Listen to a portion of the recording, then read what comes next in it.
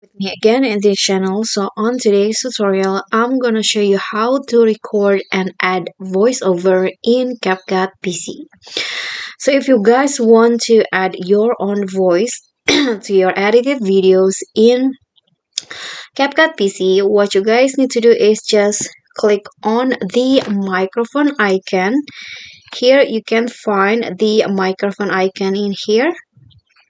So just click on that and the record panel will pop up like this, and there will be a few settings that you can adjust. You can adjust the volume of the sound that you record, the echo reduction you can turn on to avoid the echo from the speaker, and also if you want to mute the current project sound, you can click on this box right here.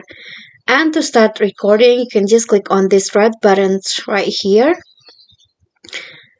and you can start speaking, and your voice will be recorded like this. And to stop it, just click on the red button again.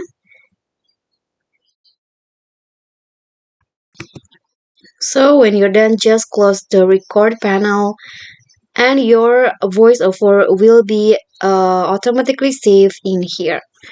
Okay guys, so that's all from me. Thank you so much for watching. Please don't forget to subscribe, like this video, comment, and also click on the thanks button. Bye.